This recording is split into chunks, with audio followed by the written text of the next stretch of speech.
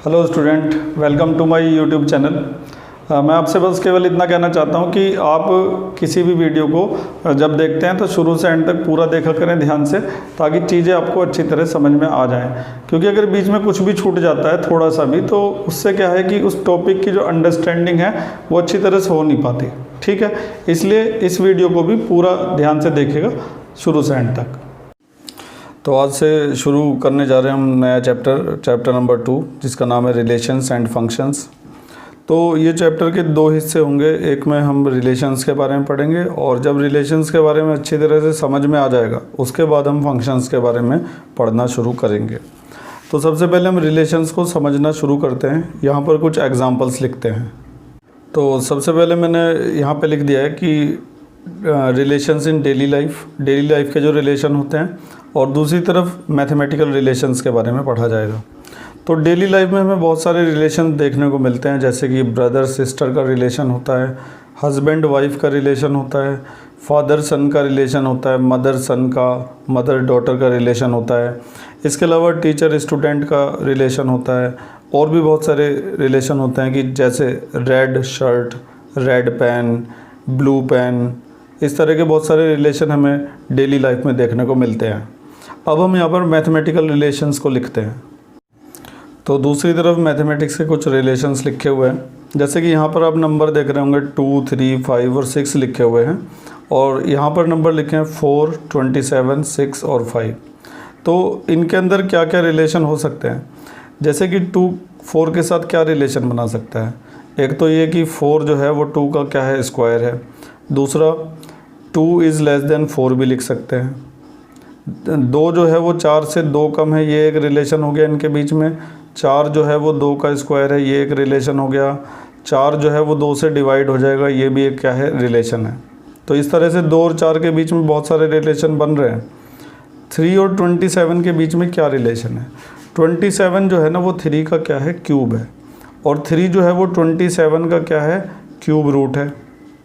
तो 2 रिलेशन बन गए ना, 27 3 का क्यूब है, और 3 जो है वो 27 का क्यूब रूट है। इसके अलावा 3 इज़ लेस देन 27 या 27 इज़ ग्रेटर देन 3, ये भी रिलेशन बन रहे हैं। तो अभी अभी में हमने इन दोनों नंबर के बीच में 4 रिलेशन दिखा दिए, और भी दिखा सकते हैं। 27 इज़ डिविजिबल बाय 3, ये भी एक रिलेशन बन रहा है। 6 is greater than 5, 5 is less than 6। तो इस तरीके से बहुत सारे रिलेशन इन नंबर्स के बीच में बन सकते हैं। तो एक तरफ आप देख रहे हैं डेली लाइफ के रिलेशन, और दूसरी तरफ आप देख रहे हैं मैथमेटिकल रिलेशन। तो हमारा जो चैप्टर है रिलेशंस एंड फंक्शंस, इसमें हमें पढ़ना है मैथमेटिकल रिलेशंस के बारे में। इन्हीं के बारे में हमें पूरी जानकारी लेनी है। तो बढ़ते हैं आगे। तो रिलेशंस जो होते हैं मैथमेटिकल रिलेशन, उनको समझने के लिए जो सबसे पहली चीज़ हमें क्लियर करनी है वो क्या है, ऑर्डर्ड पेयर। ऑर्डर्ड पेयर क्या होते हैं, इसको समझना ज़रूरी है। तो यहाँ पर हमारे पास 2 सेट लिखे हुए हैं। एक सेट के अंदर तो कलर्स हैं, रेड और ब्लू, और दूसरा जो सेट आप देख रहे हैं उसके अंदर ऑब्जेक्ट्स हैं, बैग, कोट और शर्ट। बैग, कोट और शर्ट, ठीक है। एक में ऑब्जेक्ट है और दूसरे में क्या है, कलर है। तो हम इनके बीच में कितने रिलेशन बना सकते हैं, मतलब कि अलग अलग कलर के कितने बैग, कितने कोट और कितने शर्ट हो सकते हैं। तो इनके बीच में जो रिलेशंस बन सकते हैं उनको मैं यहाँ पे लिखने जा रहा हूँ, ध्यान से देखिएगा। तो सबसे पहले हम ऐसे लिख सकते हैं कि रेड बैग, ये एक पेयर बन गया। एक पेयर ऐसा हो सकता है कि रेड कोट। एक पेयर ऐसा हो सकता है कि रेड शर्ट हो सकती है कि नहीं हो सकती, हो सकती है, ठीक है। तो इस तरीके से अभी हमने एक बनाया। अब ऐसे ही ब्लू को लेंगे, ब्लू बैग, ब्लू कोट और ब्लू शर्ट। तो इस तरह से हमने क्या किया, इन दोनों सेट के बीच में अलग अलग पेयर के 6 जो है वो फाइंड कर लिए हैं। इनको हम क्या कहेंगे, इनको कहेंगे हम ऑर्डर्ड पेयर।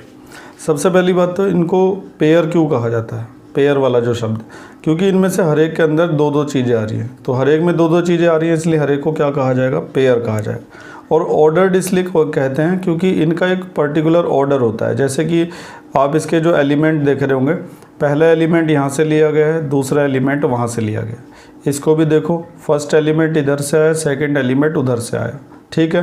तो एक ऑर्डर के साथ चीज़ें इसके अंदर आ रही हैं, इसलिए ये जो आप देख रहे हैं सारे के सारे एलिमेंट, इनको क्या कहा जाता है, ऑर्डर्ड पेयर कहा जाता है। एक बार इसकी डेफिनेशन देख लेते हैं। तो यहाँ पे मैंने उसकी डेफिनेशन लिख दी है। An ordered pair consist of two object. Ordered pair जो होगा उसके अंदर हमेशा दो ऑब्जेक्ट होंगे, दो से ज़्यादा कभी नहीं होंगे। और एलिमेंट, या तो ऑब्जेक्ट हो सकते हैं या फिर क्या हो सकते हैं, एलिमेंट हो सकते हैं। तो अभी यहाँ पे तो हमें कलर दिखाई दे रहे थे और ऑब्जेक्ट दिखाई दे रहे थे, ठीक है। इन अ गिवन फिक्स्ड ऑर्डर, तो ऑर्डर पेयर के अंदर एलिमेंट या ऑब्जेक्ट हो सकते हैं और वो हमेशा किस ऑर्डर में होंगे, फिक्स्ड ऑर्डर में होंगे। यहाँ पे सिंबॉलिक रिप्रेजेंटेशन भी दे रखी है। ये एक ऑर्डर पेयर है जिसमें स्मॉल ब्रैकेट लगाए जाते हैं। सभी ऑर्डर पेयर में आपको हमेशा स्मॉल ब्रैकेट ही लगे हुए मिलेंगे। इसके अंदर जो दो एलिमेंट होंगे उनमें से एक फर्स्ट सेट से लिया जाएगा और दूसरा जो है वो दूसरे सेट से लिया जाएगा। बाकी जो ऑर्डर्ड पेयर की डिटेल है जब हम सवाल करेंगे तब उनको बेहतर समझ पाएंगे। तो ऑर्डर्ड पेयर को समझने के बाद अगली जो चीज़ हम समझना चाह रहे हैं यहाँ पे वो है कार्टेशियन प्रोडक्ट। कार्टेशियन प्रोडक्ट क्या होता है उसको समझ लेते हैं। पहले एक डेफिनेशन है, given two non empty set P and Q. मान लो कि हमें दो नॉन एम्प्टी सेट दे रखे हैं पी और क्यू, तो मैं यहाँ पे दो सेट लिख देता हूँ। एक सेट पी हो गया और दूसरा सेट क्यू हो गया। तो क्योंकि वहाँ पे लिखा हुआ था non empty set, non empty का मतलब खाली नहीं होने चाहिए, उनके अंदर कुछ ना कुछ होना चाहिए। तो हमने इनके अंदर कुछ एलिमेंट ले रखे हैं। पी के अंदर कलर ले रखे हैं और क्यू के अंदर वो ऑब्जेक्ट ले रखे हैं, बैग, कोट और शर्ट, जो अभी थोड़ी देर पहले लिया था। तो नॉन एम्प्टी सेट पी और क्यू अगर हैं तो उनका जो कार्टेशियन प्रोडक्ट है वो रिप्रेजेंट किया जाएगा P इंटू क्यू से। तो जब हम इनका कार्टेशियन प्रोडक्ट करेंगे तो उसको रिप्रेजेंट किससे करेंगे, P इंटू क्यू से। Is the set of all the ordered pairs of the element from P and Q। P और Q से आने वाले जितने भी एलिमेंट होंगे उनके ऑर्डर्ड पेयर का जो सेट होगा उसी को P और Q का क्या कहा जाएगा, कार्टेशियन प्रोडक्ट, और उसको रिप्रेजेंट किया जाएगा P इंटू क्यू से। तो इसका मतलब P इंटू क्यू के अंदर क्या आएंगे, ऑर्डर्ड पेयर आएंगे, जैसे कि रेड बैग, इस तरह का पहला ऑर्डर्ड पेयर आ गया।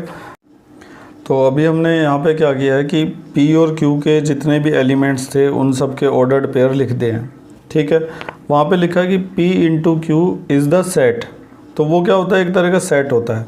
अब ये सारे एलिमेंट्स हैं, इनका सेट कैसे बनेगा, उसके लिए हमें दोनों तरफ ब्रैकेट लगाने पड़ेंगे। सेट के बारे में हमने पिछले जो चैप्टर था उसमें पढ़ लिया था।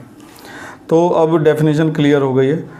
Given two non empty set P and Q, अगर दो नॉन एम्प्टी सेट P और Q दिए गए हैं, the cartesian product P into Q, cartesian product क्या बनेगा, P इंटू क्यू बनेगा, is the set of all the ordered pair of element from P and Q।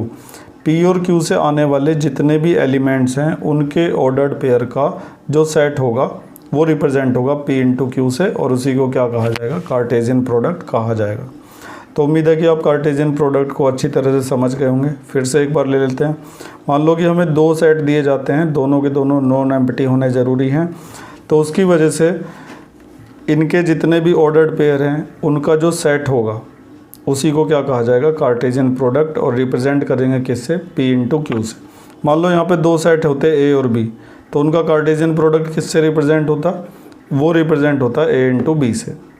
और उसके अंदर क्या होता, इन दोनों के सारे जितने भी एलिमेंट हैं उनको लिया जाता ऑर्डर्ड पेयर की फॉर्म में। तो उम्मीद है कि कार्टेशियन प्रोडक्ट क्या होता है ये आपकी समझ में अच्छी तरह से आ गया होगा। ये इसकी सिंबॉलिक रिप्रेजेंटेशन है कि कार्टेशियन प्रोडक्ट को P इंटू क्यू से रिप्रेजेंट किया जाएगा। P जो एलिमेंट है वो फर्स्ट सेट से लिया जाएगा और Q जो एलिमेंट है वो सेकंड सेट से लिया जाएगा। ये साइन बिलोंग्स टू का होता है जो आप पिछले चैप्टर में पढ़ चुके हैं। एक यहाँ पर इम्पोर्टेंट नोट भी लिखा हुआ है, इफ़ P और Q इज़ एम्प्टी, P या Q में से कोई भी अगर एम्प्टी होता है, मान लो ये खाली सेट हो जाता है, तो जो P इंटू क्यू बनेगा वो भी क्या होगा, एम्प्टी होगा। P into Q will be also empty set, ठीक है। यानी कि P इंटू क्यू को हम क्या लिख देंगे, फाई लिख देंगे। हमने पिछले चैप्टर में पढ़ा था कि जो एम्प्टी सेट होता है उसको किससे रिप्रेजेंट करते हैं, फाई से। अगर इनमें से कोई भी एक खाली सेट है, मान लो कि P खाली हो गया, P के अंदर कुछ नहीं है और Q के अंदर बहुत कुछ है, जैसे कि A और B लिखा हुआ है, तो क्या हम P इंटू क्यू निकाल पाएंगे, नहीं निकाल पाएंगे। और अगर हमने निकाला तो P इंटू क्यू आएगा, खाली आएगा, एम्प्टी आएगा, जिसको हम इस तरीके से रिप्रेजेंट करेंगे। तो P और Q में से अगर कोई भी एम्प्टी होता है तो इनका जो कार्टेशियन प्रोडक्ट आएगा वो भी क्या होगा, एम्प्टी होगा। ये बात याद रखिएगा। तो इस पेज पर हमने कार्टेशियन प्रोडक्ट के बारे में पढ़ा, कार्टेशियन प्रोडक्ट क्या होता है और उसको किस तरीके से रिप्रेजेंट किया जाता है। तो दो नॉन एम्प्टी सेट हैं अगर, तो उनके कार्टेशियन प्रोडक्ट को P इंटू क्यू से रिप्रेजेंट करेंगे और इसके अंदर होगा क्या, इन दोनों सेट के सारे एलिमेंट होंगे ऑर्डर्ड पेयर की फॉर्म में। उम्मीद है कि आप समझ गए होंगे कार्टेशियन प्रोडक्ट को। अब हम बढ़ते हैं आगे। रिलेशंस को अच्छी तरह से समझने के लिए कुछ और बातों को समझना बहुत ज़रूरी है। तो जैसे कि यहाँ पे रिमार्क्स में लिखा हुआ है कि two ordered pair are equal, दो ऑर्डर्ड पेयर कब इक्वल होंगे, if and only if the corresponding first element are equal and the second element are also equal. दो ऑर्डर्ड पेयर को तभी इक्वल कहा जा सकता है जब उनके पहले और दूसरे एलिमेंट दोनों इक्वल होंगे। मान लो कि एक ऑर्डर्ड पेयर इस तरह से है A B और दूसरा ऑर्डर्ड पेयर इस तरीके से B है, तो हम इन्हें बिल्कुल भी इक्वल नहीं कह सकते, क्योंकि इस डेफिनेशन के अकॉर्डिंग फर्स्ट एलिमेंट भी इक्वल होने चाहिए और सेकंड एलिमेंट भी इक्वल होने चाहिए। अब इसको देखो ज़रा, 2,3 लिखा है और उधर भी लिखा हुआ है 2,3, तो इसको हम इक्वल कह सकते हैं। तो दो ऑर्डर्ड पेयर एक दूसरे के इक्वल तभी होते हैं जब उनके कॉरस्पॉन्डिंग फर्स्ट एलिमेंट भी इक्वल हो और सेकंड एलिमेंट भी इक्वल हो। दूसरा रिमार्क पढ़ते हैं अब। दूसरे रिमार्क में हमने लिखा है if there are P element in A, set A के अंदर अगर P एलिमेंट है और सेट B के अंदर Q एलिमेंट है, तो A इंटू B के अंदर कितने एलिमेंट होंगे, P इंटू Q होंगे। इसे एक एग्जाम्पल की मदद से समझने की कोशिश करते हैं। तो इसको अच्छी तरह से समझने के लिए मैंने यहाँ पे एक एग्जाम्पल ले लिया है। अभी ये देखो कि सेट A के अंदर एलिमेंट कितने हैं, number of element in A, एक और दो एलिमेंट हैं, और सेट B के अंदर कितने एलिमेंट हैं, इसमें भी दो ही एलिमेंट हैं, ठीक है। तो जो A इंटू B आएगा, A इंटू B के अंदर कितने एलिमेंट होंगे, ये जो मैं बाहर n लिख रहा हूँ ना छोटा सा, इसका मतलब ये है number of element in A into B। यहाँ पर number of element in A, इधर number of element in B, और यहाँ पर आएगा number of element in A into B। तो A इंटू B में कितने एलिमेंट होंगे, 2 इंटू 2 यानी कि 4 एलिमेंट होंगे। और A इंटू B है क्या, A इंटू B इन दोनों सेट का कार्टेशियन प्रोडक्ट होगा, जो अभी अभी पिछले पेज पर पढ़ कर रहे हैं। दोनों सेट का जो कार्टेशियन प्रोडक्ट है वो A इंटू B से रिप्रेजेंट होगा। तो हमारे इस रिमार्क में ये लिखा हुआ है कि अगर A के अंदर P एलिमेंट है, B के अंदर Q एलिमेंट है, तो A इंटू B में कितने एलिमेंट होंगे, P इंटू Q होंगे। इसमें दो एलिमेंट हैं, उसमें भी दो एलिमेंट हैं, तो इनके प्रोडक्ट के अंदर 2 इंटू 2 यानी कि 4 एलिमेंट होंगे। इसे कर भी लेते हैं हम, इनका कार्टेशियन प्रोडक्ट दोनों का निकाल के देखते हैं। A इंटू B निकालते हैं, क्या आएगा।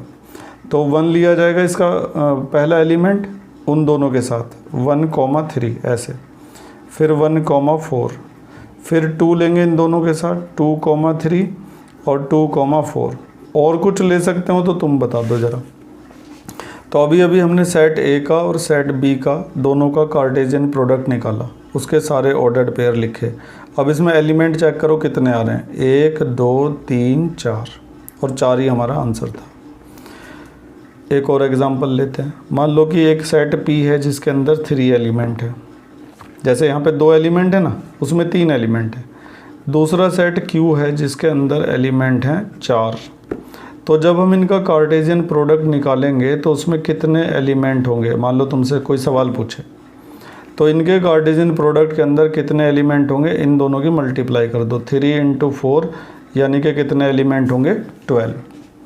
तो उम्मीद है कि ये सेकंड वाला जो रिमार्क था ये आपकी समझ में आ गया होगा कि अगर एक सेट में सेट A में P एलिमेंट हैं और सेट B में Q एलिमेंट हैं, तो A इंटू B में एलिमेंट होंगे P इंटू Q। कहने का मतलब ये है कि सेट A के जो एलिमेंट हैं और सेट B के जो एलिमेंट हैं उनकी खाली तुम्हें क्या करनी पड़ेगी, मल्टीप्लाई करनी पड़ेगी। आगे बढ़ते हैं। अब तीसरा पॉइंट है हमारे सामने, देखो क्या लिखा हुआ है। If A and B are non empty set, A और B दोनों नॉन एम्प्टी सेट है, यानी कि उनके अंदर कुछ ना कुछ एलिमेंट होंगे। एंड ईदर A और B is an infinite set, और या तो A या फिर B दोनों में से एक इनफाइनाइट ज़रूर होगा। So is A into B, तो A इंटू B भी क्या बनेगा, इनफाइनाइट सेट बनेगा। इसको एक एग्जांपल की मदद से ही समझते हैं, क्योंकि डेफिनेशन आमतौर पर बच्चे समझ नहीं पाते। अब देखो ज़रा, इसके अकॉर्डिंग हमारे पास दो सेट हैं, सेट ए और सेट बी, और दोनों के दोनों नॉन एम्प्टी हैं। नॉन एम्प्टी मतलब एम्प्टी नहीं होने चाहिए, खाली नहीं होने चाहिए, उनमें कुछ ना कुछ एलिमेंट होने चाहिए। तो इसमें भी कुछ ना कुछ एलिमेंट हैं और इसमें भी हैं। और आगे ये भी लिखा है कि ए और बी में से अगर कोई भी एक इनफाइनाइट सेट है, तो मैंने ये वाला इनफाइनाइट सेट ले रखा है। तो जब हम ए इंटू बी निकालेंगे तो वो भी क्या आएगा, इनफाइनाइट आएगा। निकाल के एक बार देख लेते हैं। तो जब हम ए इंटू बी निकालेंगे तो ऑर्डर्ड पेयर लिखना शुरू करेंगे। इसमें से एक एलिमेंट लेंगे, एक उसमें से लेंगे। तो पहला एलिमेंट अगर 1 लेते हैं तो उसके साथ 1 आएगा, 1,1। फिर 1 के साथ उसका 2 आएगा, 1,2। फिर इसका 2 ले लिया जाएगा, फिर उसके दोनों लेंगे, 2 1 और 2 2। फिर इसका 3 लेंगे इन दोनों के साथ, 3 1 और 3 2। इसी तरह से फिर इसका 4 लेंगे, उसके दोनों ले जाएंगे, 4 1 4 2। और इसके बाद इसका क्या आएगा, 5 आएगा, 5 1 5 2। तो तुम्हें क्या दिखाई दे रहा है, क्या ये इनफाइनाइट होगा? बिल्कुल होगा, क्योंकि 5 के बाद यहाँ 6 आ जाएगा, 6 के बाद 7 आ जाएगा। तो जैसे ये इनफाइनाइट है ऐसे ये भी क्या चलता रहेगा, इनफाइनाइट चलता रहेगा। तो थर्ड वाले में हमें ये कहा गया कि अगर ए और बी दो नॉन एम्प्टी सेट हैं और उनमें से कोई भी अगर एक इनफाइनाइट है तो ए इंटू बी भी क्या बन जाएगा, इनफाइनाइट बन जाएगा। उम्मीद है कि समझ गए होंगे। फोर्थ वाला देखो। तो जब हम एक्सरसाइज करेंगे ना, हमारे पास इस तरह के सवाल भी आएंगे जब हमें ट्रिपल ए निकालना पड़ेगा। तो ट्रिपल ए जब हम निकालेंगे तो तीनों जो सेट होंगे जिनसे हम ऑर्डर्ड पेयर बनाएंगे वो तीनों ए ही होंगे, और उसमें जो एलिमेंट आएंगे उसके एक ऑर्डर्ड पेयर में उसमें 3 एलिमेंट आएंगे। आमतौर पर ऑर्डर्ड पेयर उसको कहते हैं, पेयर का मतलब 2 एलिमेंट, लेकिन जब हम ट्रिपल प्रोडक्ट निकालते हैं, ट्रिपल ए निकालते हैं, तो उसके अंदर आएंगे 3 एलिमेंट, और वो तीनों के तीनों एलिमेंट ए से ही बिलोंग करेंगे। तो इस तरह का जो ऑर्डर आएगा ऑर्डर्ड पेयर, उसको क्या कहा जाएगा, ऑर्डर्ड पेयर कहने के बजाय उसको कहा जाएगा ऑर्डर्ड ट्रिपलेट। ठीक है, इसको एक एग्जांपल की मदद से देखते हैं। तो ये हमने एक एग्जांपल ले लिया है। हमें एक सेट दिया गया है P, और हमें फाइंड करना है P into P into P, ये जो हमने अभी समझा था। तो P इंटू पी कैसे फाइंड किया जाएगा, ध्यान से देखिएगा। तो सबसे पहले हम यहाँ पे लिख देते हैं P इंटू पी। अब यहाँ पर ऑर्डर ट्रिपलेट लिखने शुरू करेंगे। हमें पता है कि ऑर्डर ट्रिपलेट के अंदर जो तीनों एलिमेंट आएंगे वो तीनों P से ही आएंगे। जैसे यहाँ पे A से आ रहे थे, वहाँ पे P से आएंगे। तो पहला एलिमेंट A आया, फिर A आएगा और फिर A आएगा। तो मैं ढंग से समझाने के लिए ना एक P तो यहाँ पे लिखा हुआ है, एक और P लिख देता हूँ, ठीक है, और एक तीसरा P और लिख देता हूँ ताकि तुम चीज़ों को ढंग से समझ सको। तो हमने एक A लिया, उसके साथ एक A ये ले लिया, एक A ये ले लिया, ठीक है, इस तरह से बन गया। अब इस A के साथ उसका B लेंगे, A B, और उसका भी B ले लिया जाएगा। तो पहले वाले में हमने क्या लिया था, इसका A लिया था, इस A के साथ उसका भी A लिया, उसका भी A लिया। अब इस A के साथ दूसरे सेट का B लिया, इसका तीसरे वाले का भी हमने क्या ले लिया, B ले लिया। A की कहानी तो हो गई ख़त्म। अब शुरू करते हैं B की कहानी। तो B के साथ में इसका A लिया जाएगा और उसका भी A लिया जाएगा, ठीक है, B का भी हो गया। तो B के साथ में, इस B के साथ हमने इसका A लिया था, उसका भी A लिया था। अब इस B के साथ उसका भी B ले लेते हैं, इसका भी B ले लेते हैं। तो B, एक और बन गया। तो वैसे यहाँ पर एलिमेंट आएंगे कितने, ये हम अच्छी तरह से जानते हैं। हमें पता है कि इसके अंदर 2 एलिमेंट हैं, और ऐसे ऐसे 3 सेट अगर हैं तो टोटल एलिमेंट होंगे, यहाँ पे लिख लेते हैं 2 इंटू 2, यानी कि टोटल 8 एलिमेंट होंगे। ये हमने अभी पढ़ा था। ये देखो ज़रा कहाँ पे पढ़ा था हमने, ये रहा कि अगर A के अंदर P एलिमेंट हैं, B के अंदर Q हैं, तो A B में कितने एलिमेंट होंगे, P इंटू Q। अब हमारे पास है 3 सेट, सब में 2 एलिमेंट हैं, तो इनका जो कार्टेशियन प्रोडक्ट होगा तीनों का, उसमें कितने एलिमेंट आएंगे, 8 आएंगे। और अभी हमारे पास कितने आए हैं, सिर्फ 4 आए हैं। तो और क्या क्या हो सकता है देखना पड़ेगा। तो अभी हमें 4 और बनाने पड़ेंगे। तो ये जो A देख रहे हैं ना आप, इस A के साथ पहले हमने इसका A लिया था, अब हम इसका B लेते हैं, लेकिन उस वाले का A लेते हैं। तो ये वाला जो ऑर्डर्ड पेयर हमने बनाया, ऑर्डर्ड ट्रिपलेट जो बनाया, इन सबसे अलग है। और देखो अब हम क्या करेंगे ना, इस A के साथ इसका तो A ले लेंगे, A, लेकिन उसका B ले लेंगे। अब इसे भी देखो, ये बाकी सारों से अलग है। तो इस तरीके से हमें टोटल 8 पूरे करने हैं। अब हम क्या करते हैं ना, इसका तो बी ले लेते हैं, इस बी के साथ में इस वाले का ए ले लेते हैं, इसका बी लिया, इसका ए लिया, उसका बी ले लेते हैं दोबारा से। तो बी ए बी जैसा यहाँ पे कोई नहीं है, एक और बचा है। हम ऐसा करते हैं, इसका बी ले लेते हैं, उसका भी बी ले लेते हैं और इसका ए ले लेते हैं। ठीक है, तो इसके अंदर 2 एलिमेंट थे, तो तीनों का जो कार्टेशियन प्रोडक्ट होगा उसमें 8 एलिमेंट होंगे, 2 × 2 × 2। तो 8 एलिमेंट हो गए, 2 और 2 4 और 2 6 और 2 8। ठीक है, इसके अलावा और कुछ नहीं बन पाएगा, आप कोशिश कर लीजिएगा फिर भी बनाने की। तो इस तरीके से हमने ये ऑर्डर ट्रिपलेट के बारे में भी यहाँ पे समझ लिया है। तो रिलेशन का जो इंट्रोडक्शन था वो पूरा हो गया। इस इंट्रोडक्शन को करने के बाद, समझने के बाद, एक्सरसाइज समझना हमारे लिए बहुत ही ज़्यादा आसान हो जाएगा, बल्कि आप एक्सरसाइज खुद भी निपटा सकते हैं। तो जब तक मैं एक्सरसाइज का लेक्चर अपलोड करता हूँ तब तक आप इसको पूरे को अच्छी तरह समझ लीजिएगा और कोशिश करिएगा कि एक्सरसाइज के भी ज़्यादातर सवाल आप कर पाएँ। ठीक है, ये आपकी एक्सरसाइज है 2.1, जिसको हम अगले लेक्चर में देखेंगे। तब तक जो इंट्रोडक्शन में आपको चीज़ें बताई गई हैं उन सबको अच्छी तरह से पढ़ लीजिएगा ताकि आपको एक्सरसाइज ईजीली समझ में आ सके। थैंक यू, आज के लिए बस इतना ही। उम्मीद है कि सब समझ में आ गया होगा, और अगर कुछ कमी रह गई है तो कमेंट्स में ज़रूर लिखा करें ताकि अगली वीडियो में उसका सुधार किया जा सके। और कोई प्रॉब्लम भी आती है तो भी आप मुझे कमेंट्स में लिख सकते हैं या फिर मुझे व्हाट्सएप मैसेज भेज सकते हैं मेरे नंबर पर, डिस्क्रिप्शन में मैंने नंबर दे रखा है। ठीक है, और अगर आपने चैनल सब्सक्राइब नहीं किया हुआ है तो सब्सक्राइब ज़रूर कर लीजिए ताकि समय समय पर आपको मैथ और साइंस की इसी तरह की इन्फॉर्मेटिव वीडियो मिलती रहे। Thank you.